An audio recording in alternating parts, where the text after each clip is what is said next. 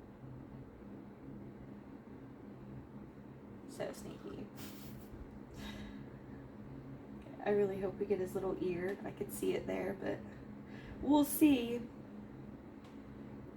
Okay, and then what I'm doing is just using the fork to kind of spread it around towards the top. I'm not going like into the plaster very far. I'm going in like maybe like 2 millimeters because I really don't want to disturb the sand at all. I just want to try to like spread it out nicely so we get a good cast.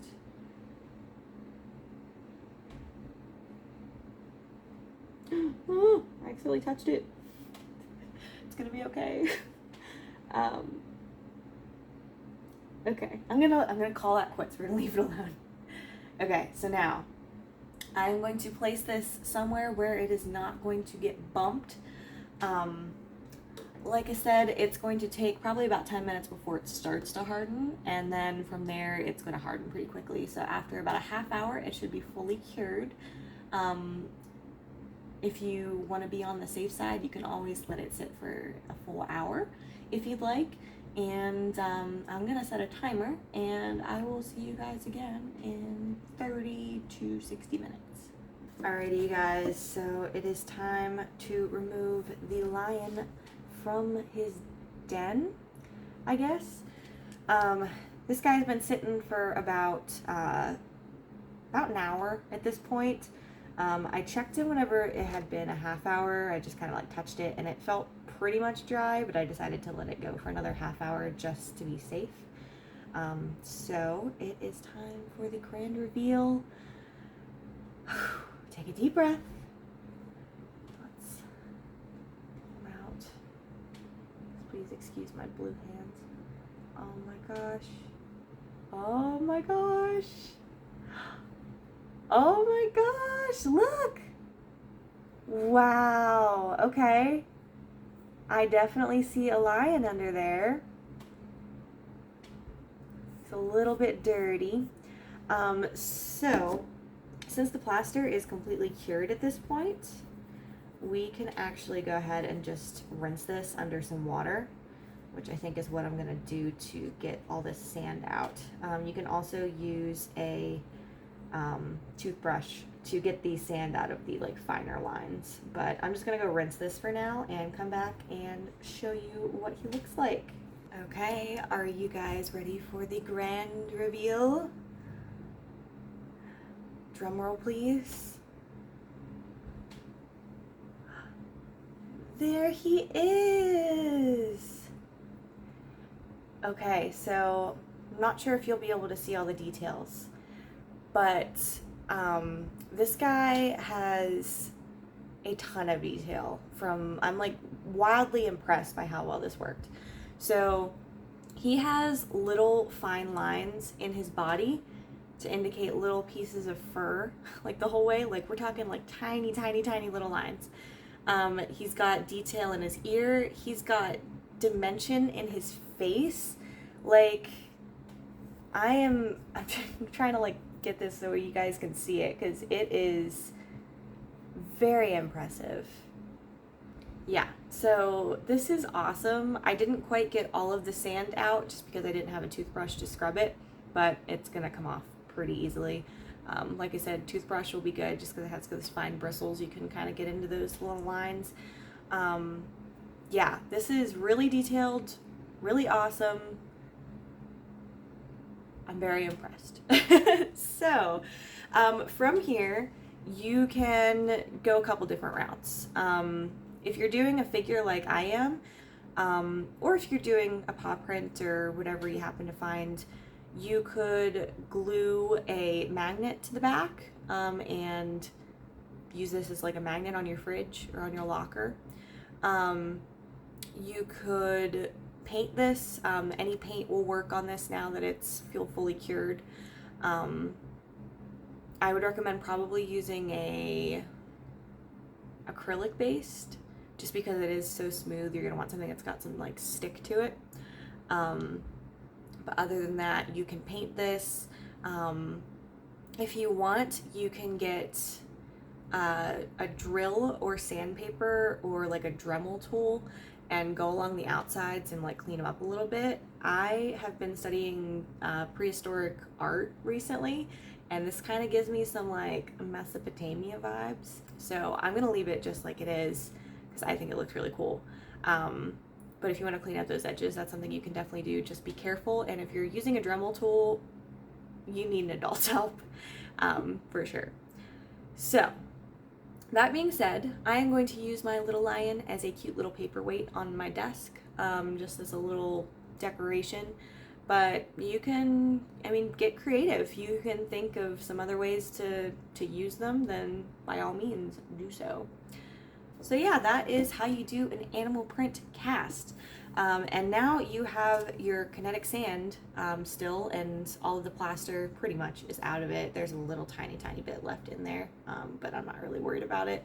So you can go ahead and take the container that your kinetic sand came in and put it back in there to keep everything airtight.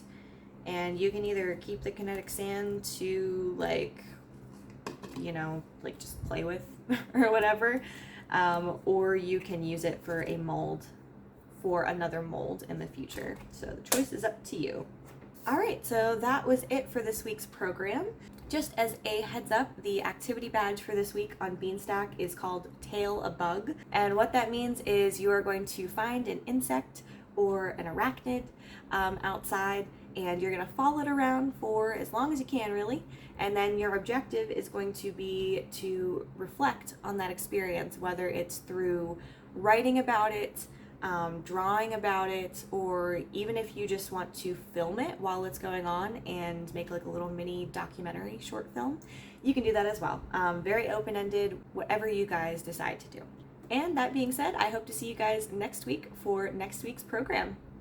See you soon.